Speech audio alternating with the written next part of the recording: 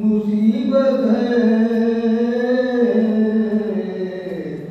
अब तो शाह वाला जो तुझसे कहते में सोता छोड़ आया हूँ तू तो कहो जिंदा के रोता छोड़ाया हूँ इधर से जो गुजरता था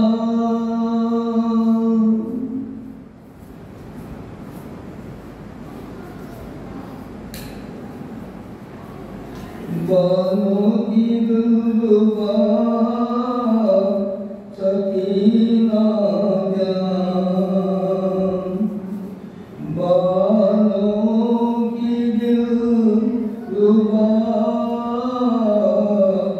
सकीना जान चल बसीमा है लिखा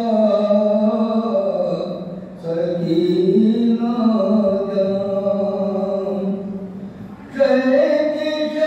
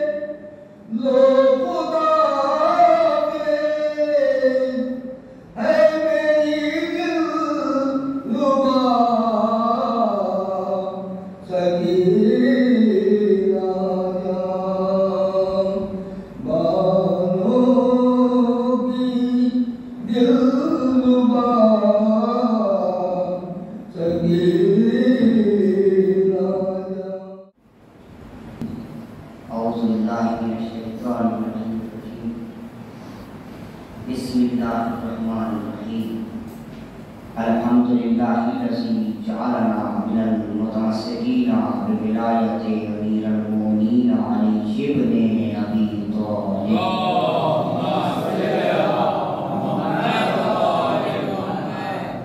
तुम्मा सलातु वस्सलाम व तहिय्यतु व इकराम अला सय्यदि असरि मा फिल वजूद सिर्रिल्लाहि फी कुल्लि मौजूद नुक्तते दाहिरतिल वजूद साहिबे लिवाइल हम्दि वल मकामिल महमूद अल खातिमे लिमा सबक वल फातिहे लिमन गलक अल मुअलिनिल हक बिल हक अबिल कासिम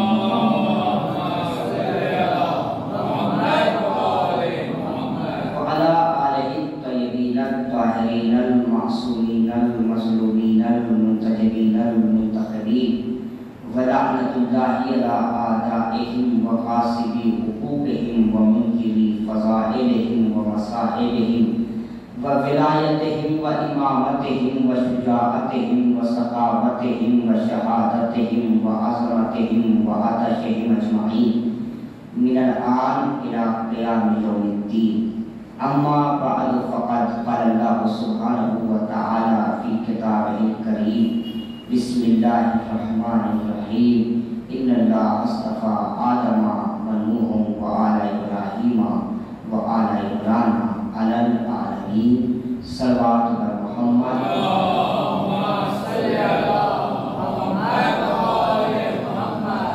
अज़र मोहतरम बुज़ुर्गान मिल्लत बरादरान ईमानी और मुअज़्ज़ज़ क़रीब सामिईन किराम,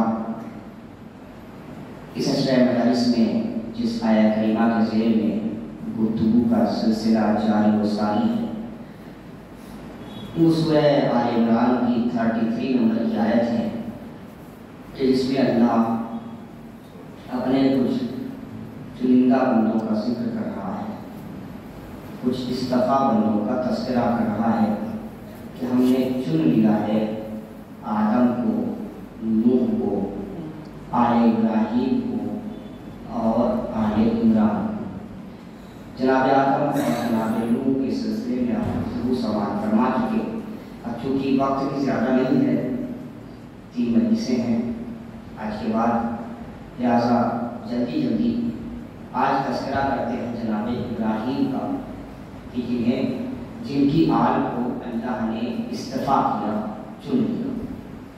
इब्राहीम कौन जो एक ही वक्त में नबी भी हैं, रसूल भी हैं, इमाम भी हैं और खलील भी हैं, अल्लाह के दोस्त। इब्राहीम का ज़माना वो था कि जब एक बादशाह था जिसका नाम नमरूद था। मेरी गुफ्तगू बुजुर्गों से नहीं बल्कि मेरे हमसिन और कमसिन भाइयों से होती है, क्योंकि बुजुर्ग तुमसे बेहतर जानते हैं।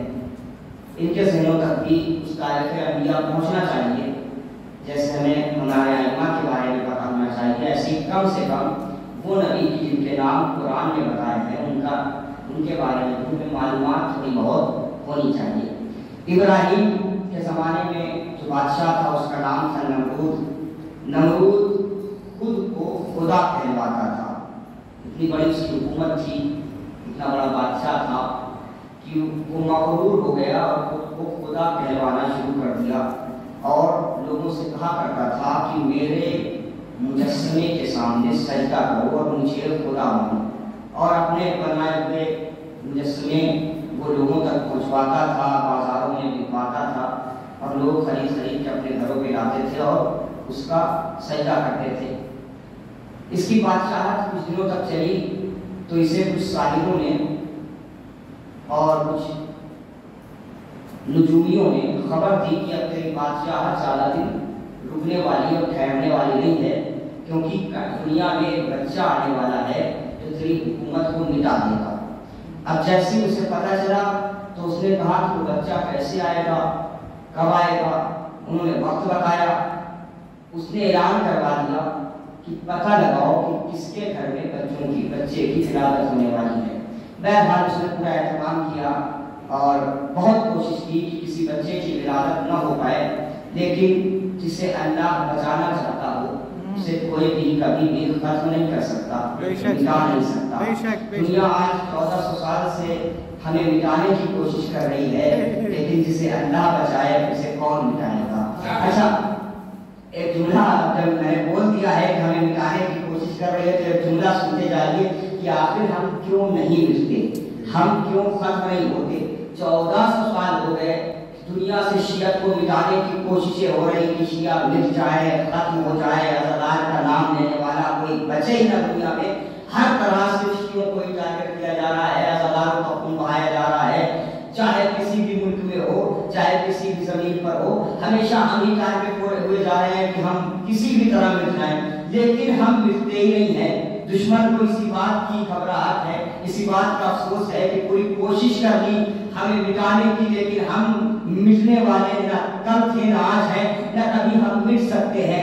अब दुश्मनों को बताने के लिए हम उनसे एक बात कहना चाहते हैं कि भैया हमें क्यों मिटाना चाहते हो, क्यों मिटाना चाहते हो? क्या हमने किसी का घर लूटा है? क्या हमने किसी पे जुल्म किया है? क्या हमने किसी की दौलत लूटी है? कहा हम तुम्हें सिर्फ मिटाना चाहते हैं तो गुस्से अहले बैत में। अच्छा, और ये भी बड़ी अजीब बात है कि हमारे दुश्मन कोई गैर मजहब नहीं है, गैर मजहब वाले हमारे दुश्मन नहीं है, अबुलों में ही हमारे दुश्मन है जो खुद को रसूल का उम्मती कहते हैं। वो चाहते हैं कि हम मिट जाएं। और कौन? जो सुबह शाम एक दूसरे से मिलते हैं, जो लोगों को कहते हैं अस्सलाम वालेकुम, सलाम वालेकुम। मैंने कहा भैया एक दूसरे को सलाम क्यों कर रहे हो? सुनिए, हम क्यों नहीं मिलते? एक दूसरे को सलाम क्यों कर रहे हो? कहा तुम्हें सलाम का मतलब नहीं मालूम? सलाम का मतलब होता है खुदा तुम्हें सलामत रखे, तुम्हारे लिए सलामती हो। हमने कहा तो इससे क्या हो गया? कहा जब हम किसी अपने भाई के लिए कहेंगे कि तुम सलामत रहो तो अल्लाह उसे सलामत रखेगा। यानी हमारी ज़बान में वो ताकत अल्लाह ने दी है कि अगर हम किसी को कहें कि वो सलामत रहे तो वो सलामत रहेगा। मैंने कहा भैया तुम्हारा जवाब तुम्हें मिल गया। जब तुम्हें पता है कि तुम्हारी ज़बान में इतनी ताकत है कि तुम जिसे कहे वो सलामत रहे तो वो सलामत रहे, तो 1400 साल से हमें मिटाने की कोशिश क्यों कर रहे हो? क्या तुम्हें नहीं पता कि करबला के मैदान में हुसैन ने आखिरी वक्त क्या कहा था? सज्जाद जब मदीने जाना तो मेरे शियों को मेरा सलाम कहना, मेरे शियों को मेरा सलाम कहना। जब एक मुसलमान दूसरे मुसलमान को सलामती की दुआ देता है तो उसकी ज़बान में इतनी ताकत है कि दूसरा मुसलमान सलामत रहे, तो जिसके लिए हुसैन ने सलामती की दुआ की हो सलाम कहेगा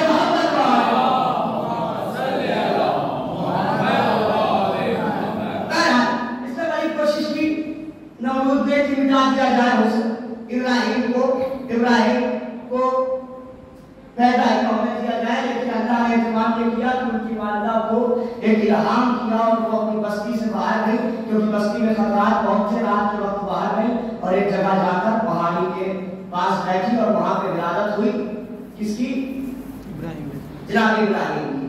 जब वो वहां से वापस आने लगी विलादत के बाद, तो अपने बच्चे को उसी पहाड़ी के गार में छुपा दिया और गार के ऊपर एक पत्थर रख दिया। गार के ऊपर एक पत्थर, ये हर किताब में मिल जाएगा, जितनी भी तारीखें हुई हैं बगैर किसी मजहबों में करके हर तारीख में मिल जाएगा कि जनाब इब्राहिम की वालिदा ने उन्हें एक गार में छुपा दिया और ऊपर से पत्थर रख दिया। वापस आए, अब माँ का दिल था, तड़पने लगा, पूरा दिन हो गया, माँ अपने बच्चे को देख ना सकी। अब माँ तड़प के फिर रात के बाद अपने बच्चे से मिलने के लिए पहुंची। अब किताबों में लिखा है, किताब में लिखा है कि जिस गार में जनाब इब्राहिम थे, जिस पे पत्थर लगा के रखी, जब उस पत्थर ने इब्राहिम की माँ को आता देखा तो अपनी जगह से हट गया, पत्थर अपनी जगह से हट गया। अभी आपने तवज्जो नहीं की, ये कौन है? इब्राहिम की माँ है। भाई इब्राहिम की माँ के सामने से पत्थर हटा, तमाम मुसलमान मानते हैं और सबने अपनी अपनी किताबों में लिखा भी है। अजीब बात है, इब्राहिम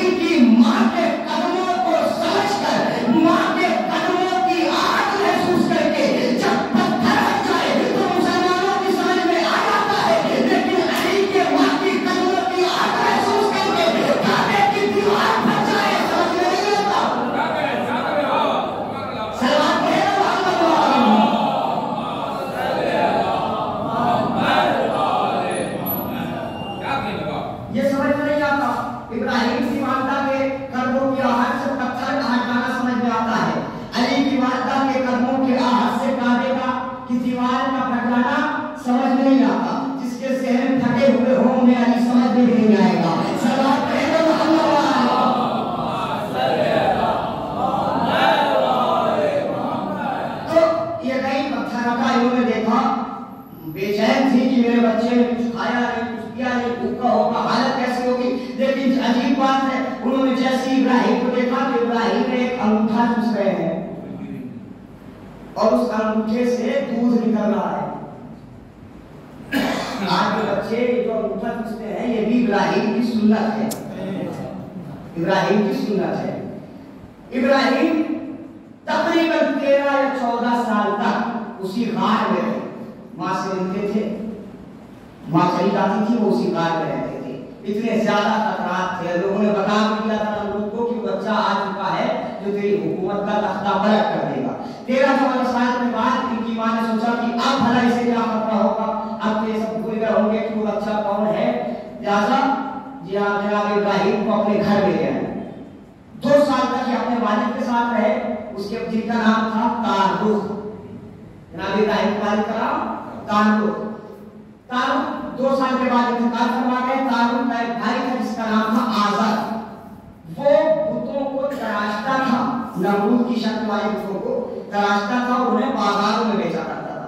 जब इनके वालिद का, इब्राहिम के वालिद का इंतकाल हुआ तो इसने इब्राहिम को अपने पास रख लिया और इनसे जबरदस्ती कहा कि जाओ और तुम भी बुतों को बेचो, तुम भी बुतों को बेचो। इब्राहिम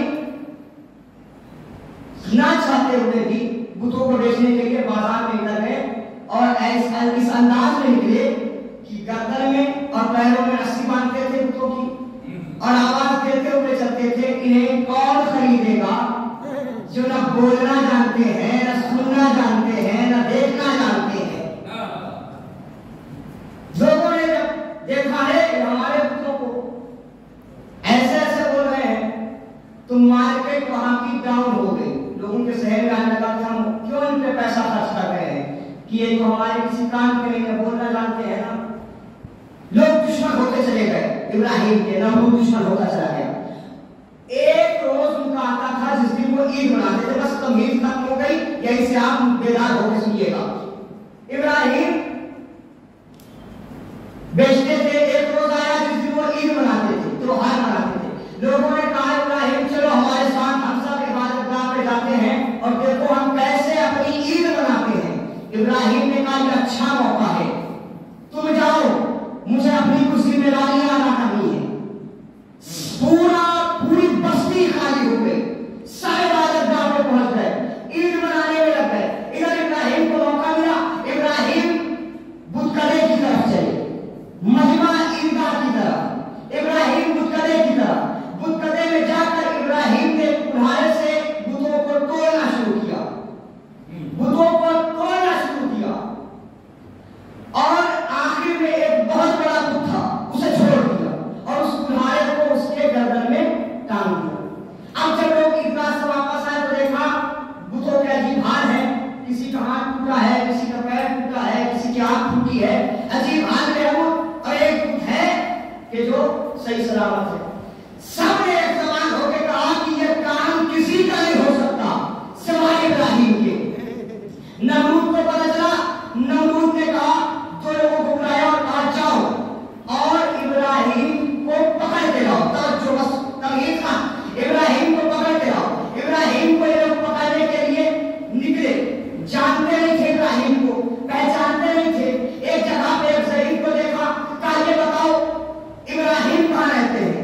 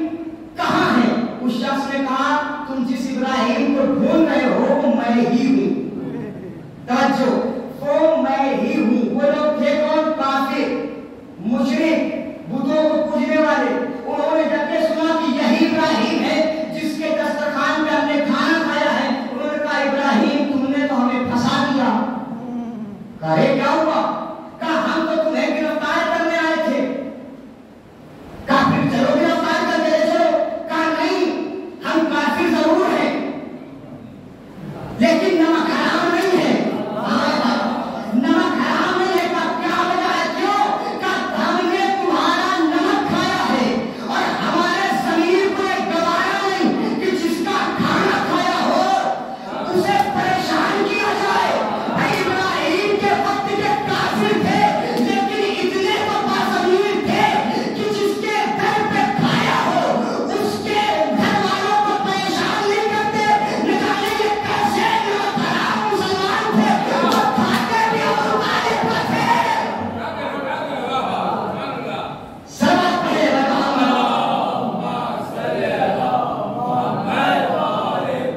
तो खाते भी उतारे पे थे और परेशान भी उतारे पे औलादों की।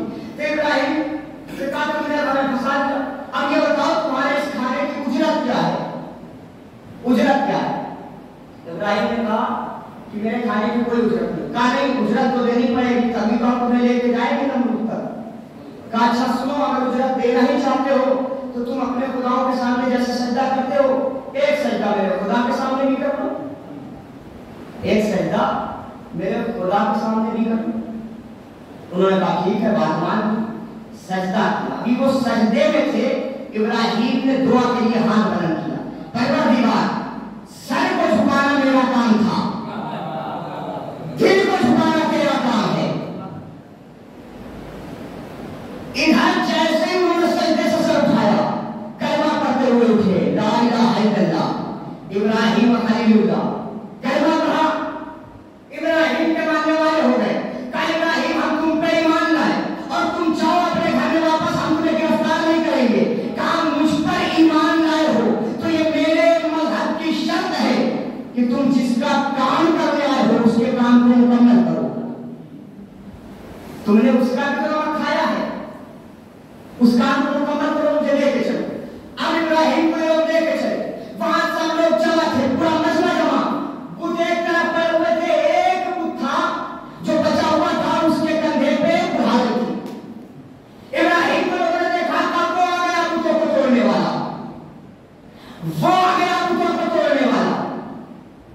इब्राहिम करीब पहुंचे, क्या मामला है? कहा तूने बुतों को तोड़ा है? कहा मैंने नहीं तोड़ा, ये जो बड़ा वाला बुत है मुझे लगता है इसने तोड़ा है, क्योंकि इसके कंधे पे बुढ़ाई भी है। कहा इब्राहिम इतना तो हम भी समझते हैं, ये भला कैसे किसी बुत को तोड़ सकता है? न इसे बोलना आता है, न इसे चलना आता है, न इसे देखना आता है, ये भला कैसे बुतों को तोड़ सकता है? न इसके हाथ काम करते हैं, न इसके पैर काम करते हैं। जैसे उन्होंने कहा ये तो किसी काम के नहीं, इब्राहिम ने कहा तो फिर ये उस जगह पे क्यों बैठे हैं जहां नहीं बैठना चाहिए? ये उस जगह पे क्यों बैठे हैं जहां नहीं बैठना चाहिए? ये वो क्यों बन बैठे हैं जो नहीं बनना चाहिए? ये वो क्यों बन बैठे हैं? इसका मतलब ये है इब्राहिम को बुतों से नफरत क्यों थी?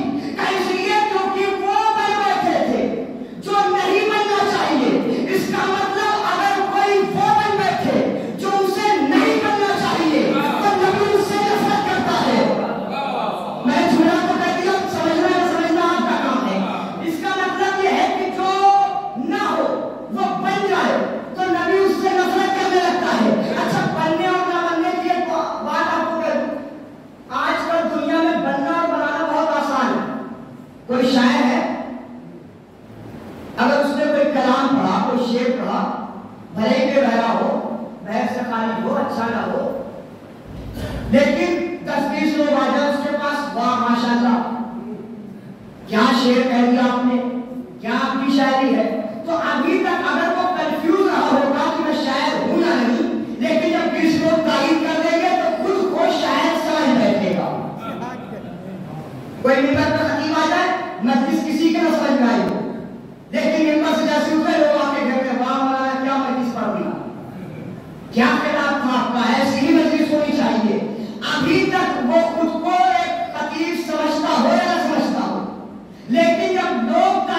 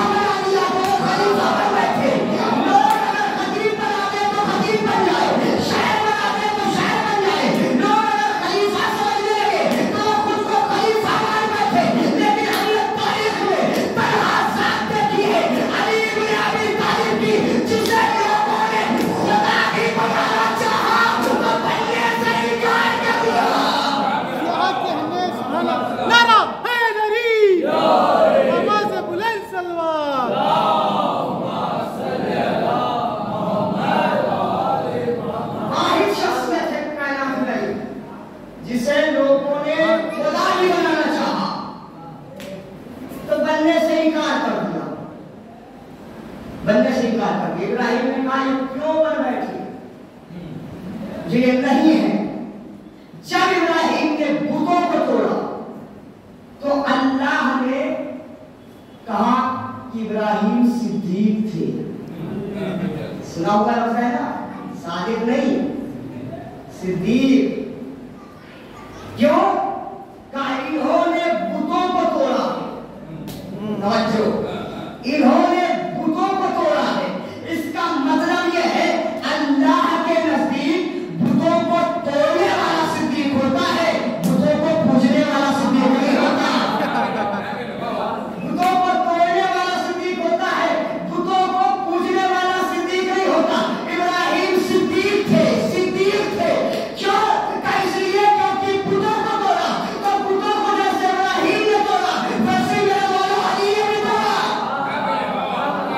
लेकिन इब्राहिम के तोड़ने में और अली के तोड़ने में फर्क था। जब इब्राहिम ने बुतों को तोड़ा तो किसी चीज पर सवार होकर नहीं तोड़ा, लेकिन जब अली ने तोड़ा तो दूसरे मोहम्मद पर सवार होकर तोड़ा।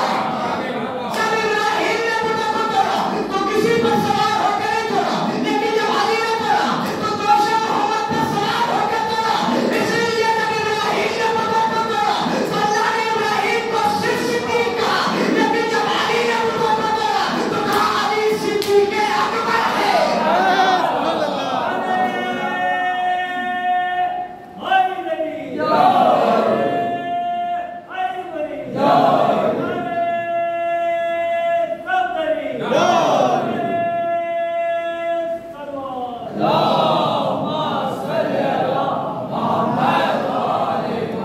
अली सिद्दीक अकबर है, सबसे बड़े सिद्दीक अली है। अच्छा, बुतों को सिर्फ अली से ही क्यों तोड़वाया रसूल ने? सिर्फ अली से क्यों तोड़वाया? वो भी अपने दोस्त से सवाल करने की क्या जरूरत थी? इतने लंबे लंबे थे वहां कि रसूल को सवाल करने की भी जरूरत ना पड़ती। किसी को भी हुक्म दे देते तोड़ दे, रसूल की बात मानते तोड़ देते। देखिए मामला यह है कि वहां रसूल किसी से तोड़वा सकते थे, लेकिन शैतान बड़ा खतरनाक है। शैतान वो है जो हर शय में अपनी आवाज पैदा कर सकता है। अगर कोई और बुतों को तोड़ता तो ये शैतान बुतों के अंदर जाकर वहां से आवाज पैदा करके कहता, अच्छा मुझे तोड़ने आए हो, कल तक मुझे ही पूछते थे, कल तक मुझे ही पूछते थे, मुझे तोड़ने आ गए। अच्छा खुद ना पूछते रहोगे तो ये कह देता, अच्छा मुझे तोड़ने आए हो, तुम्हारा बाप मुझे पूछता था, न जाने आप पहुंचे या नहीं पहुंचे, मैंने तो बात कह दी, तुम मुझे तोड़ने आए हो, तुम्हारा बाप मुझे पूछता था। अच्छा तुम मुझे तोड़ने आए हो, तुम्हारा दादा मुझे पूछता था। इसका मतलब कोई और जाता तो बुतों के अंदर से आवाज आ सकती थी कि क्यों मुझे पूछते हो, तुम्हारा दादा मुझे पूछता था, तुम्हारा दादा मुझे पूछता है। लेकिन अली ने बुतों को तोड़ के बताया, न मैं बुतों को पूछने वाला, न मेरा बाप बुतों को पूछने वाला, न मेरा दादा बुतों को पूछने वाला। सलावत पढ़े अल्लाह मोहम्मद।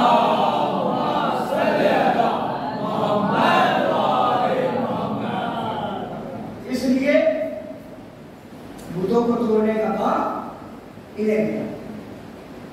इब्राहिम ने बुतों को तोड़ा, इब्राहिम को गिरफ्तार करके नमरूद के पास ले आए। नमरूद के पास से दरबार में आए तो इब्राहिम गए, न सजदा किया, न रुकू में गए, न सलाम किया। नमरूद को गुस्सा आया, उसने कहा, अच्छा मेरे दरबार में आके मुझे ही सलाम नहीं किया, मुझे ही सजदा नहीं किया। इब्राहिम ने कहा, मैं तुझे सजदा कर ही नहीं सकता, मैं सजदा करूंगा तो सिर्फ अपने खुदा का। अच्छा तुम्हारा खुदा कौन है? कहा वो जिसने पूरी कायनात बनाई है। कहा वो करता क्या है? कहा मेरा खुदा वो है, तवज्जो, मेरा खुदा वो है कि जो मुर्दों को जिंदा करता है, जिंदों को मुर्दा। सुन चुके हैं आप, नतीजा इंशाअल्लाह नया होगा। मुर्दों को जिंदा करता है, जिंदों को मुर्दा करता है। उसने कहा इसमें कौन सी बड़ी बात है? एक शख्स को बुलाया, उसे मौत की सजा दी थी, उसे बख्श दिया। कहा देखो इसे मौत की सजा दी थी, मैंने मुर्दे को जिंदा कर दिया। एक शख्स को बुलाया जो बेकसूर था, उसे कत्ल करवा दिया। देखो मैंने जिंदे को मुर्दा कर दिया। इब्राहिम चाहते तो कह देते कि ऐसे जिंदे को मुर्दा नहीं करना, ऐसे मुर्दे को जिंदा नहीं करना, बल्कि मुर्दा हो उसे उठाओ जिंदा हो जाए। लेकिन इब्राहिम से उसकी औकात दिखाना चाहते थे। इब्राहिम ने दूसरी बात कही, अगर ये तू कर सकता है तो मेरा खुदा वो है जो रोजाना मशरिक से सूरज को निकालता है। तू अगर खुदा है तो एक बार मगरिब से निकाल के दिखा, एक बार मगरिब से निकाल के दिखा। अब वो बह गया, बहकी बहकी बातें करने लगा, ये कैसे मुमकिन है, मैं कैसे मगरिब से सूरज निकाल सकता हूँ। इब्राहिम को फतवा हुई, इब्राहिम वापस आ गए, इब्राहिम छूट गए।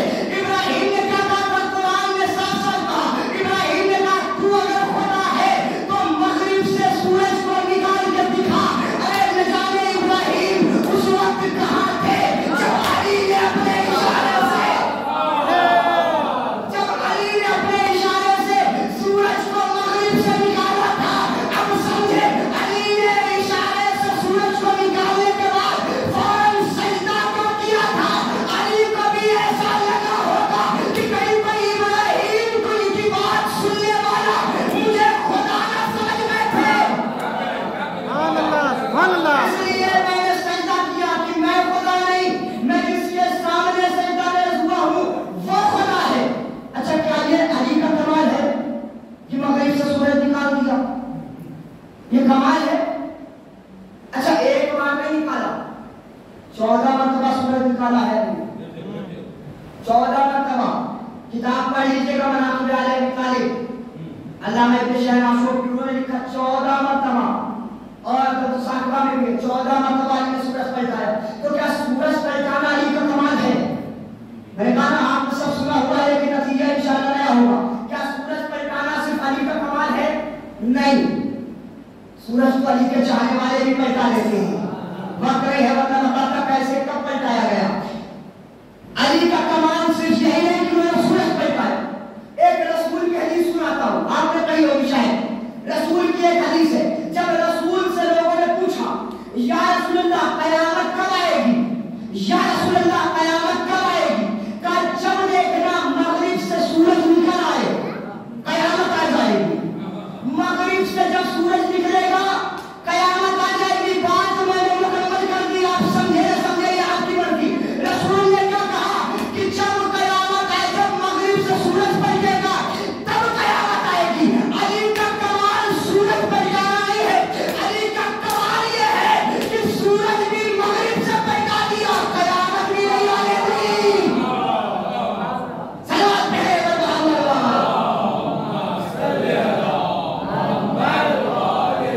सूरज भी पलटा दिया, कयामत भी नहीं आने दी। तो इब्राहिम अल्लाह के नबी भी, अल्लाह के रसूल भी, अल्लाह के खलील भी और इमाम भी। और इब्राहिम ही वो है जिन्हें अल्लाह ने शिया कहा है। अच्छा, आखिरी बात है ज़रा तमाम शिया कहा है, और शिया की निशानियां भी इब्राहिम के जरिए से ही बता दी हमें कि शिया कौन होना चाहिए।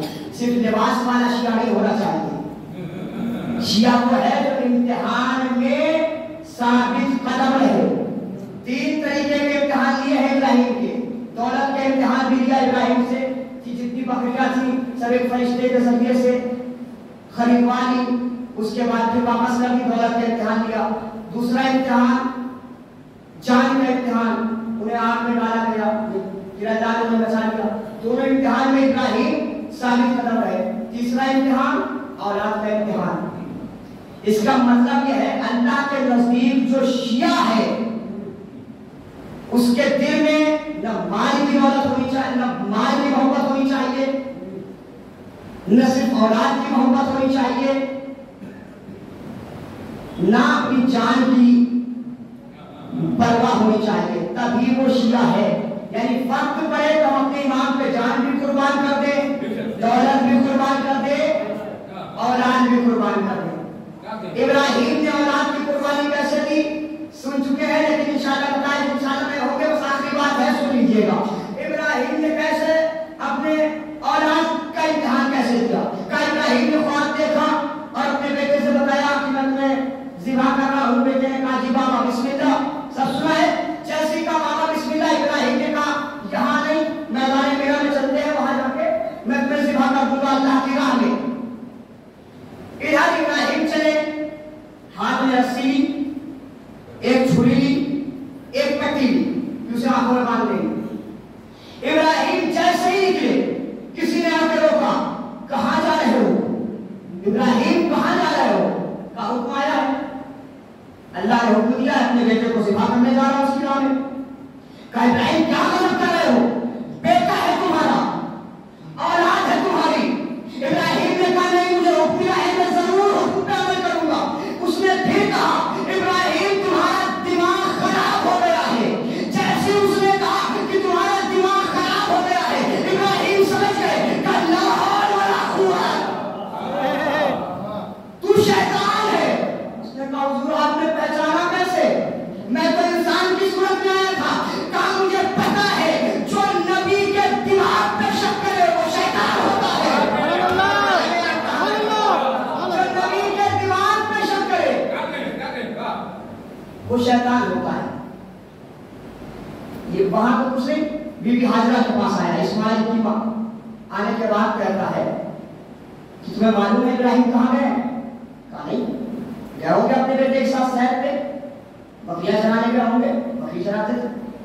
कहा नहीं, तुम्हारे बेटे को ज़िबा करने के लिए गए हैं। अब जैसी का मां का दिल धड़क गया, क्या बात करते हो? कहा तुम्हारे बेटे को ज़िबा करने के लिए जा रहे हैं, हाथ में छुरी भी है, हाथ में रस्सी भी है। अब ये मां कांपने लगी, घर में थी, कहे तो कहे क्या? इसने कहा कि क्या सोच रही हो, घर से बाहर निकलो। जैसी का घर से बाहर निकलो, बीवी समझ गई कि ला हौल वला कुव्वत, ला हौल वला कुव्वत, तू शैतान है। इब्राहिम तो नबी है, उन्होंने पहचान लिया, तुमने कैसे पहचाना? क्या तुम्हें मालूम नहीं है वो जो नबी की ज़ौजा को घर से बाहर निकालने की कोशिश करे वो शैतान होता है। वो शैतान होता है। इब्राहिम के पास आया, उन्होंने भगा दिया। हाजरा के पास आया, उन्होंने भगा दिया। इस्माइल के पास आया, क्या करने जा रहे हो? बाबा तुम्हें कत्ल करने जा रहे हैं, ज़िबा करने जा रहे हैं। कहा हाँ बिल्कुल मालूम है, अब हुक्म मिला है, तुम्हें कर भी क्या सकता हूँ, जान तो देनी है। जैसी का जान देनी है तो अच्छा एक काम करो, अपनी जान बचा लो। कहा कैसे बचाऊं? कहा भाग जाओ, कहा भाग जाओ, अपने बाप का साथ न दो। जैसी का भाग जाओ, उन्होंने कहा ला हौल वला कुव्वत, तू शैतान है। कहा तुमने कैसे पहचाना? कहा जो नबी का साथ देने से मना करे उसे शैतान कहते हैं। आखिरी जुमला है, इब्राहिम कौन थे? आखिरी जुमला, उसके बाद मकतबस है। इब्राहिम से शिया, इब्राहिम बेटे को लेके चले, बेटे को न लेके चले। इब्राहिम का बेटा, इब्राहिम की छुरी, इब्राहिम की रस्सी, खून बहता तो इब्राहिम का खून बहता। तकलीफ किसे हो रही थी? शैतान को। तकलीफ किसे हो रही थी? शैतान को। खून इब्राहिम का, बेटा इब्राहिम का, छुरी इब्राहिम की, तकलीफ शैतान को। अब तुम अपने यहाँ देखना कि शैतान कौन है, तो कसमान को देख लेना। खून तुम्हारा होगा, औलाद तुम्हारी होगी, औलाद तुम्हारी होगी। जिससे तकलीफ हो सदा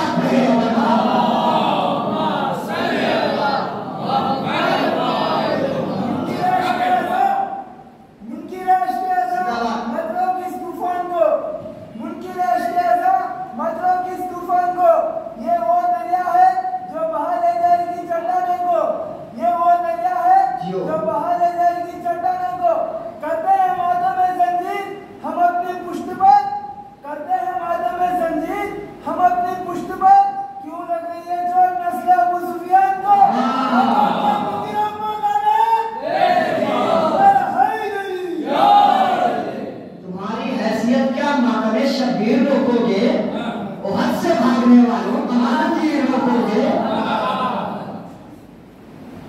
तो कुर्बानी पेश इब्राहिम ने अपने बेटे की, लेकिन अल्लाह ने उनके बेटे को बचा लिया। लेकिन तारीफ कहती है कि जब इब्राहिम अपने बेटे को ज़िबा करने के लिए चले थे अल्लाह की राह में कुर्बान करने के लिए, तो इब्राहिम ने अपने आंखों पे पट्टी बांधी थी। क्यों? इसलिए क्योंकि बाप का दिल था बेटे के गले से निकलता हुआ खून बाप से बर्दाश्त न होता। बेटा बाप के सामने तड़पे, ये इब्राहिम जैसे नबी को बर्दाश्त न होता, इसीलिए इब्राहिम ने आंखों में पट्टी बांध ली थी। हमारा करोड़ सलाम हो हुसैन इब्ने अली कि जिसके सामने 18 बरस का जवान एड़ियां रगड़ रहा था, हुसैन ने जब अली अकबर के सीने से बर्छी का फल निकाला है तो हुसैन ने आंखें नहीं बंद की। जब असगर के गले से तीर निकाला है तो हुसैन ने आंखें नहीं बंद की।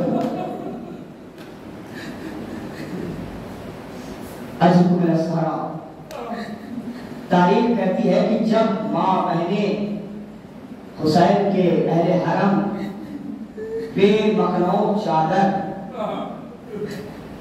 तैयार पर तैयार फिराए जा रहे थे, तो जितने शुहदा के सर थे नेज़े पर, सारे सरों ने अपनी आंखें बंद कर ली थी, लेकिन हुसैन ने अपनी आंखें नहीं बंद की। ज़ैनब उम्मे कुलसूम को रस्सियों में जकड़ा देखा हुसैन ने अपनी आंखों से। सकीना के रुखसार पे तमाचे खाते हुए देखे हुसैन ने, आंखें नहीं बंद की। मुसलसल आप बीबी सकीना पे गिरिया कर रहे हैं। आज ये 7वीं मजलिस है, मुसलसल सकीना पे गिरिया कर रहे हैं, लेकिन मसाइब सकीना को जो हुए हैं अभी खत्म नहीं हुए। ना आप सुन सके ना मैं पढ़ सका। अब आप खुद सोचिए, 7 रोज मुसलसल हो गए सकीना के मसाइब पे गिरिया करते हुए, लेकिन हमने हक़्क़े गिरिया अदा न किया और हमने मुकम्मल मसाइब पढ़ सके, ना आप मुकम्मल मसाइब सुन सके, तो फिर सकीना ने मुकम्मल मसाइब कैसे बर्दाश्त किए होंगे? ये तो सकीना कभी कलेजा डाले। मैंने अर्ज़ किया था कि हुसैन की मुसीबत 3 दिन में खत्म हो गई। भूखे प्यासे थे हुसैन,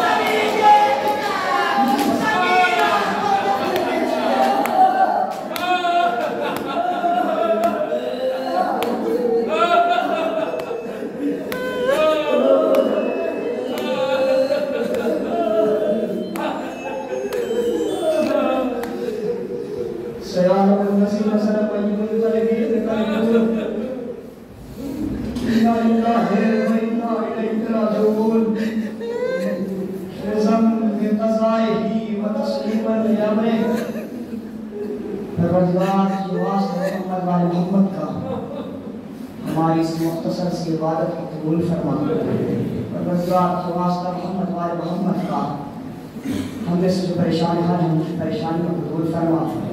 परवरदिगार वास्ता मोहम्मद वाले मोहम्मद का जो भी मकरूज है उनके कर्ज को अदा फरमा। परवरदिगार वास्ता मोहम्मद वाले मोहम्मद का जो बीमार है जो बीमार करबला के सदक़े में शिफाए कामिला व अजर अता फरमा। जहाँ जहाँ भी शान है करार उनकी जान माल इज्जत आबरू नामूस की हिफाजत फरमा। परवरदिगार की वास्ता मोहम्मद वाले मोहम्मद का इस फर्श अज़ा की हकीकी वारिस इमाम ज़माना के सुकून में ताजील फरमा। हम सब को उनका मौला शुमार फरमा। रब्बना तक़ब्बल मिन्ना इन्नका अंतस समीउल अलीम। मातम हुसैन पास के बाजू या बाबा दसिया क्या ढूंढ रही है जंगल में सकीना। पास के बाजू या बाबा दसिया कानों से जिने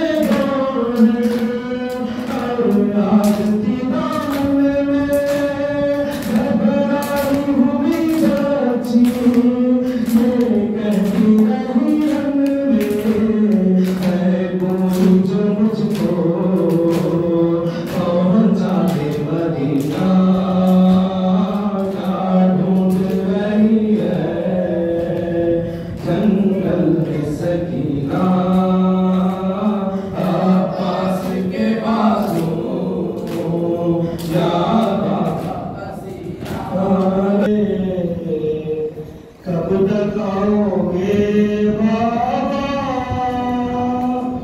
शाम होने वाली है बैठा सकीना